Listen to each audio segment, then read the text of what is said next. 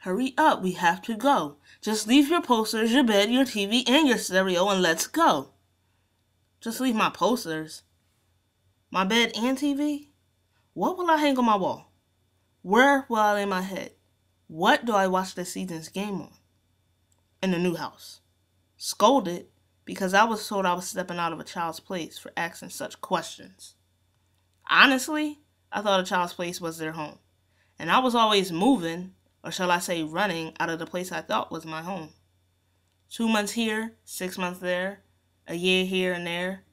My brother and I used to consider one Christmas in our house a good year. One Christmas. All I ever wanted was to be normal. A normal child. A child who has been in one school district all of their life, no living on people's couches and sleeping in people's basements, and no shelters. But what is normal? What does a childhood consist of?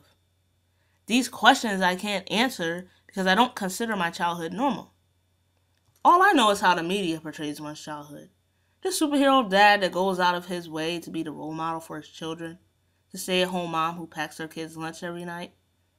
The household that seems so functional and perfect, somewhere where the grass is always green. But the grass in my house? Never so green. Heck, if I knew if we had grass at all. I've been to 13 different schools, from kindergarten to senior year. Lived in 5 different states, and so many houses, I've just lost count. But I'll always remember this one place. It's this brick house, 1586. Yeah, 1586 Greenwood Ave. I know very well. The grass has not always been green there, but the roots have never died. Greenwood is my heart, my home, the only place in the world that brings together all of my shattered childhood pieces. Then there's this little old lady that plays an even bigger role in my life. We call her Granny.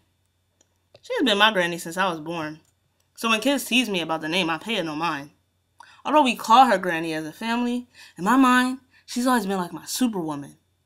Every time I turned around, she was saving me from life and the decisions my parents made. When I was born, she was there. My very first day of school, she was there. When I lost my front tooth, she gave me ice cream.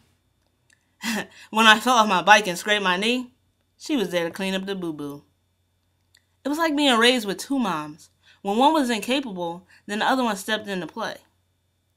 My mom wasn't perfect, but she taught me the ropes as one's mother should.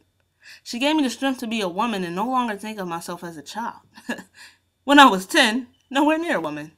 She instilled in me the importance to learn from one's mistakes and move on from that mistake.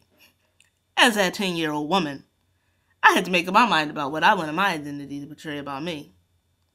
At 10, I knew that school, or through school, I could create an identity that my childhood experiences could not interfere with. At school, I could be anybody I wanted, and with that idea is how I made it. At my school, at home, my life was full of chaos and adult drama. Adult drama being drama that a child should not be exposed to. At home, I acted as a mother figure to my younger siblings and played basketball. That's all I knew. My room was the only other place besides school that I could find peace. It was my personal basketball sanctuary, with posters of Allen Iverson plastered everywhere. Basketball was my therapy. It held me together. That in school. At school, it was like a release. I was able to be a child. I laughed and talked. I told all my peers that I was the only child and I pretended that my family was rich and that I rode to school in fancy cars and had personal maids. Although these were all lies, it made my school days that much more interesting and kept it exciting.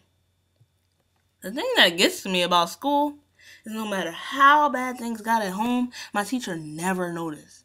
It was some days I remember going to class being as loud as possible, crying for her attention. All I wanted her to notice was that something was wrong. That night before I had been through... Well, in my household, it's not appropriate to talk about what happens behind closed doors, even if they are made of glass.